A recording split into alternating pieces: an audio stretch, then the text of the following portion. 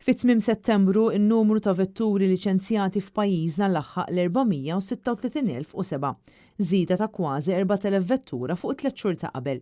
Minn dawn kważi 74% kienu karozzi tal-passiġġieri, 14.2% kienu vetturi kummerċjali jew agrikoli u 11.3% kienu muturi roti elettriċi, scooters li jitħadmu bl-elettriku, muturi berba roti jew ATVs.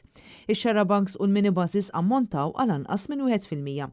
Dan ifisser li fit-3 xhur l-ammont ta' vetturi liċenzjati żdiedu fit-toroq tagħna brata medja ta' 43 vettura kuljum. Fit-tielet kwart tas-sena 6386 vettura ingħataw liċenzja ġdida. Il-maġġoranza tagħhom 3575 jew 56% kienu karozzi tal-passiġġieri. Warahom kien hemm il-muturi u r-roti elettriċi b'1173 jew 18.4%.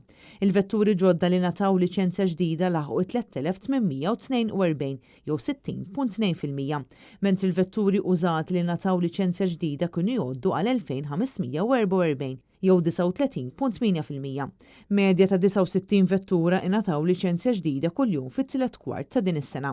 Matul dan iż-żmien kien hemm 5856 vettura li tneħħew mit-triq minħabba xi restrizzjonijiet, fosthom 40.5% li kienu garaxxjati, 34.3% li nbiegħu mill-ġdid, filwaqt li 22.8% kienu skrepjati.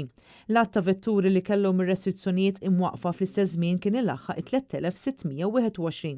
Il-biċċa kbira tagħhom inbiegħu mill-ġdid jew kienu garaxxjati. Fl-aħħar ta' Settembru 253,739 jew 58.2% tal-vetturi kollha kienu jitħadmu b'magni petrol.